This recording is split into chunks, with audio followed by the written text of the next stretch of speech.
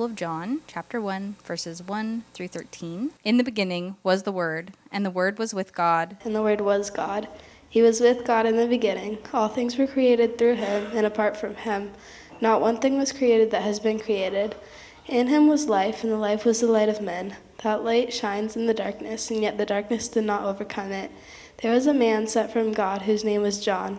He came as a witness to testify about the light, so all might believe through him. He was not the light, but he had come to testify about the light. The true light that gives light to everyone was coming into the world. He was in the world, and the world was created through him, yet the world did not recognize him. He came to his own, and his own people did not receive him. But to all who did receive him, he gave them the right to be children of God, to those who believe in his name, who were born not of natural descent, or of the will of the flesh, or of the will of man, but of God. This is the word of the Lord. For now, we're going to turn our attention to the scriptures. And so if you have a Bible, I'd encourage you to open it to John chapter 1. And during this Advent season, we have been going through John 1 to look at Jesus, to consider Jesus. And we've said just objectively that Jesus is the most important person that has ever lived in all of human history. He has influenced more things in the world, and his influence is directly felt by us, whether we recognize him, whether we see him as Messiah or not. Every single person on the planet has been directly impacted by his life. And so we've been looking at him because if we're going to live in a world that has been impacted by him, we need to understand who he is. And so in the first week, we saw that he is the reason for being, the purpose and meaning for life. And then last week we saw that he gives people a mission, that there is a purpose and direction to those who follow him in their life. And now this week we're kind of turning a corner because we're going to look at what it looks like when you reject him, when you decide you don't want that mission, when you decide that he is not the Messiah, and you decide that you don't want to follow him. And so there's kind of two parts to this passage. There's what happens when you reject Jesus, and then what happens when you receive him, when you accept him. So John chapter 1, verses 10 through 13. And in verse 10, it says, "He was in the world, and the world was created through him, and yet the world did not recognize him." Now, up until verse 10, the Word, that is the pre-existent second person of the Trinity, the Son, who incarnates as Jesus Messiah, the Word, up until verse 10, has been in continuing existence. He has been God, but also distinct from God. He's been coming into the world. But now, in verse 10, we see that he is in the world.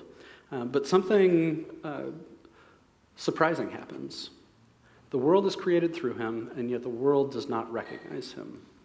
Now, we know that in the book of John, the world doesn't just mean a place, but is the way John talks about the organized system of humanity in rebellion against God. And so he's not just talking about he was in the world in general, but he was in proximity to the organized system of rebellion, humans who rejected him. And so the first thing that we see is that those who reject Jesus don't know where they're from. If you don't accept Jesus as creator, then you don't really know where you're coming from, and you have to make it up for yourself. You have to come up with a story that gives meaning and purpose and direction to your life. Because if you don't know where you're from, then you don't know what your purpose is, and you don't know where you're going. And so you end up living a life that is just kind of making it up. Now, there's a really great book called Lost in the Cosmos by Walker Percy. It's called Lost in the Cosmos, the last self-help book. And it is worth your time. He explores this experience of life. What does it feel like when we disagree with the Christian story and have to make one up for ourselves? And so here's how he describes this experience. With the passing of the cosmological myths and the fading of Christianity as a guarantor of identity of the self becomes dislocated. It is both cut loose and imprisoned by its own freedom, yet imprisoned by a curious and paradoxical bondage like a Chinese handcuff, so that the very attempts to free itself For example, by ever more refined techniques for the pursuit of happiness, only tighten the bondage and distance the self even further from the very world it wishes to inhabit as its homeland. The rational Jeffersonian pursuit of happiness embarked upon in the American Revolution translates into the flaky euphoria of the late 20th and 21st century. Lovely. Every advance is an objective understanding of the cosmos, and in its technological control further distances the self from the cosmos precisely in the degree of the advance, so that in the end, the self becomes a spacebound ghost, which roams the very cosmos it understands perfectly. In other words, when we try to make up a story for ourselves, and that story is, well, we're just the product of an accident, there is no transcendent moral absolute, and there is no meaning to life, then we just wander around in a cosmos that is vacant. There is no purpose. There is no meaning to life, and so I've got to cobble it together for myself. And the way I use that freedom, that liberation from the Christian story, ends up trapping me further and further into the meaninglessness of this story I've created for myself. When we reject Jesus, we find ourselves trapped in a story we've made up that is a journey of self-discovery and authenticity, but for what? How can you even know what is authentic if there is no concrete, absolute ground of being, of meaning, of value? If you don't know where you come from, you can't know where you're going. You can't know what you're here for. Now, people regularly exclaim that what they see in that world as it is God's indifference to the human tragedy and pain. If only God would appear and accept some responsibility or give some help, then perhaps they would recognize and follow him. But in fact, as this gospel makes clear again and again, he is not indifferent. And he does care. And he couldn't actually care more because it's because of his care that he came, that he sent his son. And when he came, he was ignored. Even worse, he was rejected, and that's what we see in the next verse. In verse 11, it says, he came to his own, and his own people did not receive him. Now, his own is distadidia. It's a Greek phrase. It's really unique, and it means, or at least in the Gospels, it means his own home, his own property. So the pre-existent Son comes as Jesus to the Jewish people. Now, the Jewish people are God's special people. God invited the world into relationship with him, and the world rejected him. And so out of all of the world, in Genesis 12, we learn that he chose one person, Abraham, and said, I'm going to make you into a family that's going to become a great nation. And out of this nation, I will expose myself. I will reveal myself to all humanity. And so that through you, people will know who I am, what I'm like, and can come into my family. And this would be an ever-expanding family of God. But what we see in John 1:11 is that these people not only rejected him time and time again, if you read through your Old Testament, but when he came as his son, they rejected his son. See, if we don't know who we belong to, we also end up feeling lost in the cosmos. If we don't know where we came from, we don't have purpose, we don't have direction. But if we don't even know who we belong to, then we are truly, truly lost. Now, you might say, as a good religious person, I would never do that. But that's what the story is here for. In Genesis 3, everything is perfect, and the humans, Adam and Eve, with nothing wrong, reject God. And then in the Gospels, God's special people, the people who are most primed to recognize and receive their Savior, reject him. What else are these stories doing in the Bible than to humble us and tell us, actually, this is what exists in here. This is what we're all prone to. Matthew 23:29-30, Jesus says to the best religious leaders, woe to you, scribes and Pharisees, hypocrites! You build the tombs of the prophets and decorate the graves of the righteous. And you say, if we had lived in the days of our ancestors, we wouldn't have taken part with them in shedding the prophets' blood. Is this not what we do when we say, I would never do that? If you were in the spot of the scribes and Pharisees, highly likely that you would be in the same boat. It's a national rejection. This isn't just every single Jewish person at the time of Jesus rejects Jesus. It's the leaders, the people that represent the nation. And so it's not individual and complete, because we see in the next part that anyone and everyone who receives and believes in the Son is given a part in God's family. But it's religious people. And instead of getting rid of the Christian story, the way that we get rid of the story is we make it about us. We make it about what we believe, so that if we believe the right things, then we are the right kind of people that God loves. We make it about us by making it about what we do. That if we do the right things, if we're the right kind of person, then God will really love us. The way that the world gets rid of the Christian story is it just rejects it outright, but the way that we get rid of it is a little bit more subversive and a little bit more difficult to see. We do it every time we exchange love of God for love of his stuff. When we want to live the resurrection life, but are unwilling to go through the death that is required for it. I think for me, that is the secret for why so often I fail to live that resurrection life, is I'm unwilling to go through the cross to get it. But you can't be resurrected if you haven't died first.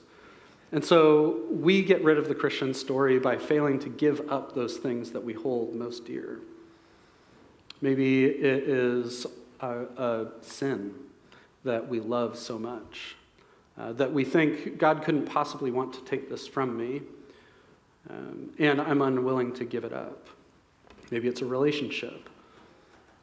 Maybe it is success, because at least in our culture, greed certainly seems to pay. And maybe we're not willing to give up the success and financial security that brings. This does something unique to us that Walker Percy hits on. And he says that when we give up the Christian story, we become lost in the cosmos. We become orphans. We don't know where we came from. We don't know where we're going. We don't know who we belong to.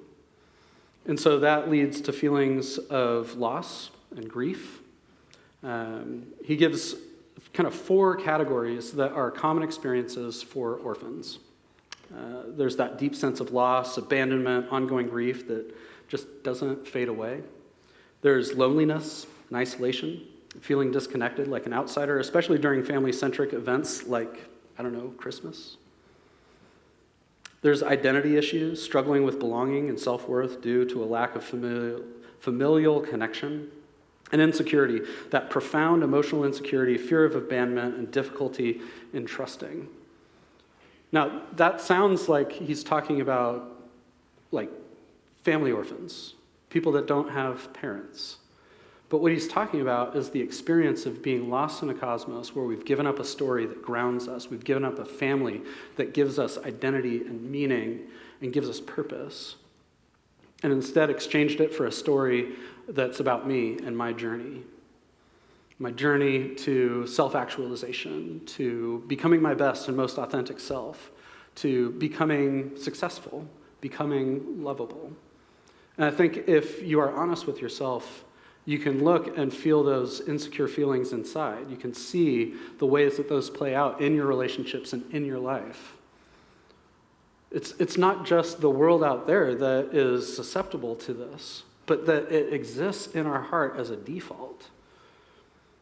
And it's something that, for Christians, God is intent on doing away with and removing those feelings of isolation, those feelings of fear, those feelings of confusion.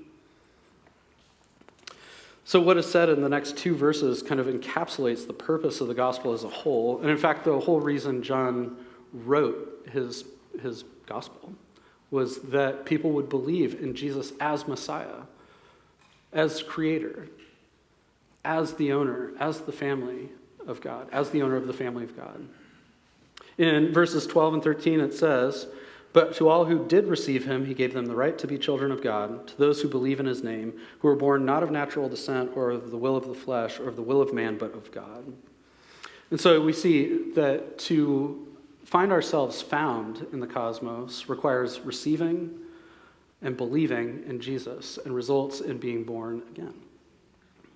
Born again used to be like a pejorative term people bandied about. I feel like we haven't used it so long that maybe it could have a comeback. Are you a born-again Christian? But to receive means, as this verse indicates, to believe in his name.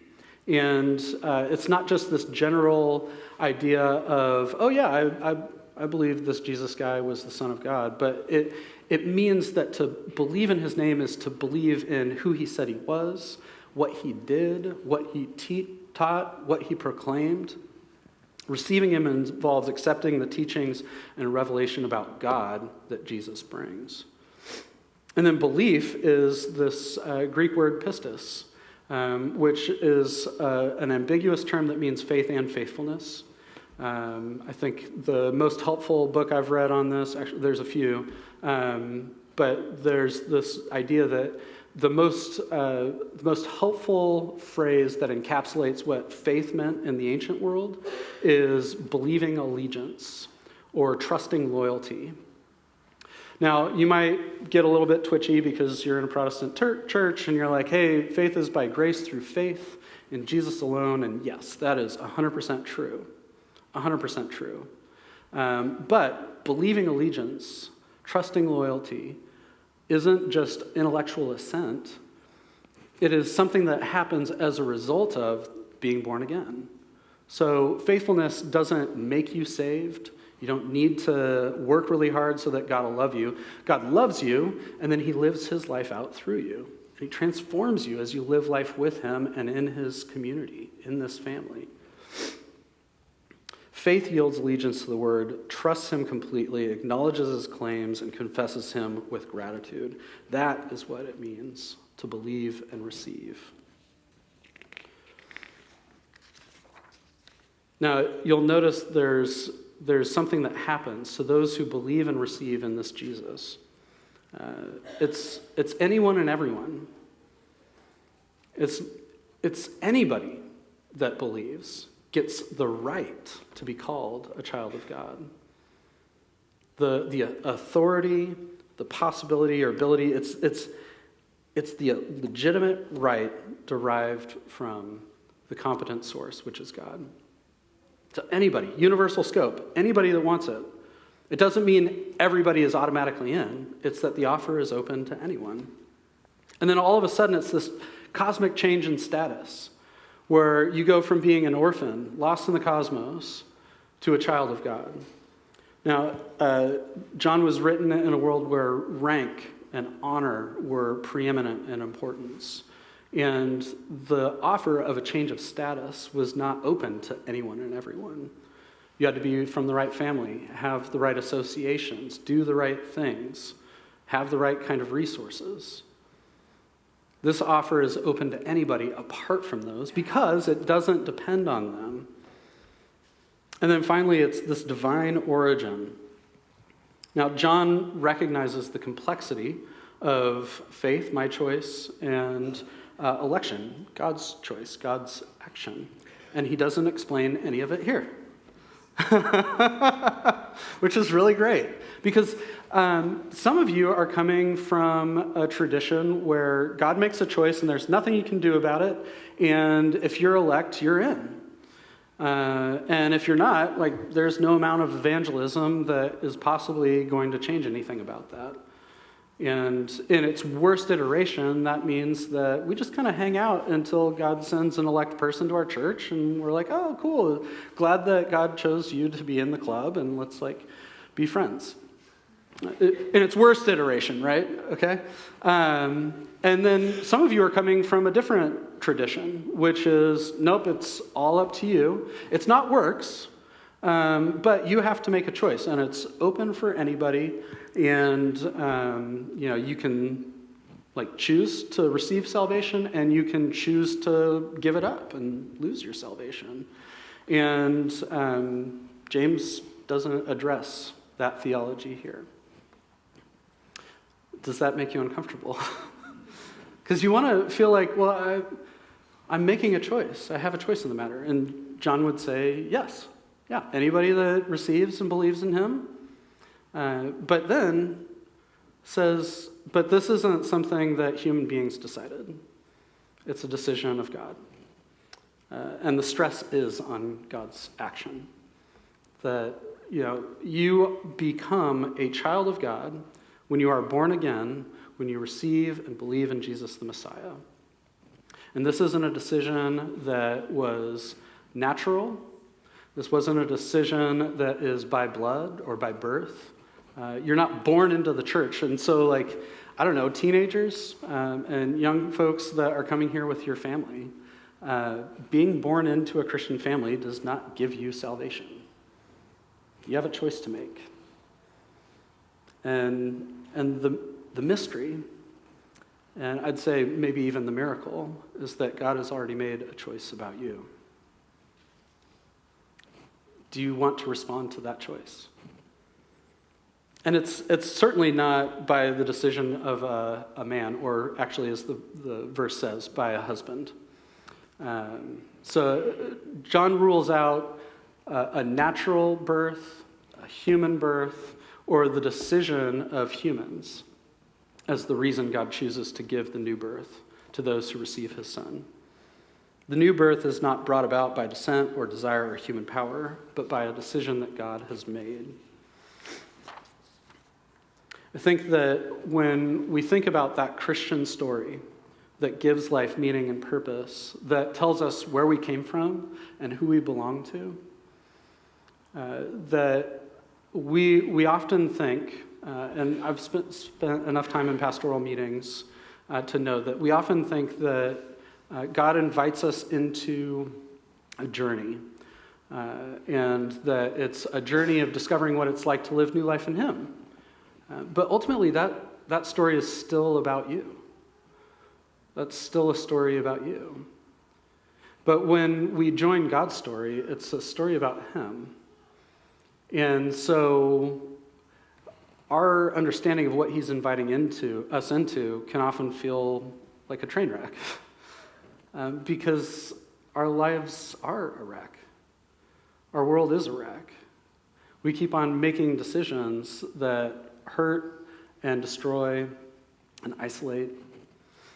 A guy named Sam Bush put it like this. He says, "Life is not a journey but a train wreck. We may buy ourselves a ticket, climb aboard, and imagine the distant places of our dreams, but we are almost always derailed. And yet, as we wait on the side of the tracks, there remains a hope that there will be a rescue, not by our own strength or sense of direction, but by the one who goes to meet us at the crossroads. And this is the story you've joined if you follow Jesus. He left his luxurious heavenly throne for a one-star stable. He traveled by foot up and down the region of Galilee, traveling all the way into the far country of sin and death. The gospel, after all, is not about our journey to God, but God's journey to us." And that's what it takes to bring people into the family of God. It's not just your decision, but God's decision previously to it. God's decision about you. See, if God just left us on our own and said, well, you have to make a decision about my son, I think we would find ourselves in the place of the world or the place of the Pharisees. We'd find ourselves unable to make that decision because we're confused, because we don't understand the story that we are a part of. And so we find ourselves lost and orphaned. But if the story of God is about a God who cares so much and loves us so much that he would come into the world of sin and death, then it's the story of a God that is intent on finding you, that he'd punch a hole in the universe and come into the story as a human being to experience all of the worst that we have to offer. The strange thing, I think, about this passage is it kind of outlines the Christian story. The Christian story is essentially God created a beautiful world. Humans rejected it. And so he came as a little baby, helpless, vulnerable, and allowed himself to be killed on our behalf. And that Even though we did the worst we could, through his indestructible life, he was raised to new life. And he opened a way in for people to be in the family of God by blood. And that one day he will return to make all things right and all things new. It's the creation, fall, redemption, restoration. And that's what I see in this passage. The Word created a beautiful world, and he was not recognized, he was not received. And so God sent his Son to make a way for people to be born again. Anybody who would receive him, anyone who would believe. In the book of Genesis, we read that God created a beautiful world and that he created humans to share it with. He wanted to create a family, people that would rule this world with him and spread his love and his life to the edges of the world, to discover the latent potential he'd hidden into things, and to make things with it, and to bring out his beauty and creativity in our life and in our work. But in Genesis 3, we see that human beings decided, I've got a better story that I want to be a part of. I'm going to choose what's right and good in my own eyes. And so they refused to recognize. They rejected the good God who created a beautiful world. And so through the history and tragedy of humanity, God continued to institute a rescue plan to the point where it got so bad that he'd had enough. And I think that's what the fullness of time means. In the fullness of time, when God couldn't stand to watch the people he loved any longer wander around as confused orphans in the cosmos, he sent his Son. And he sent his Son to tell us a story that is more worthy of belonging to than the ones that we concoct on our own. And we decided we didn't like that story either, and so we killed him.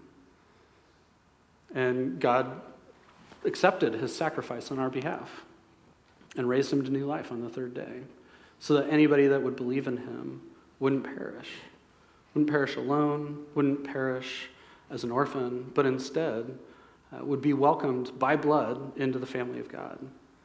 And what else does it mean that we're family than that we are blood relatives? Not by human decision or natural descent, but by the blood of the God who loves us. And that he's forming a family, that the church is a family, and that we live out his life now. Galatians 2:20 says, when we receive and believe in this Jesus, we are crucified with him. The old me is dead. And the life that we now live, we live because of and for and in the God who loved me and died for me. There's a book for teenagers based off of Luther's Shorter Catechism, and a very intelligent guy named Gerhard Forde wrote the introduction. And it's super long. It's like 3 pages, and I can't possibly read that all to you guys now. But it starts off like this. God has made a decision about you. He hasn't waited to find out how sincere you are, how devout or religious you might be, or how well you understand the Bible and the Catechism. He hasn't even waited to find out if you are interested or willing to take this decision seriously. He has simply decided. And if that decision, if God's decision on your behalf sounds good, it means freedom. Not the kind of freedom where you reject the story and get to live however you want, but where you discover the Christian story is the story you actually belong to already, and it's the one you are meant to live. And you find your freedom not in being free from, but free for the truth, free for the way and life that Jesus Christ offers. And so if you accept and receive and believe in God's decision in his Son, then you are free indeed. We pray. Father, thank you that you have made a decision about us. And that whether we accept that decision or reject it, your decision means that you care, you're beautiful, and you love us, and that we can find freedom in you. I pray that you would meet with us now as we respond to your word with song, that you'd meet us where we're at and speak in the ways that we need to hear. Help us to live out the story that you've invited us into, and to find that the freedom you offer is better than anything we would wish to exchange it for. We give you this time knowing that you are present and care. Amen.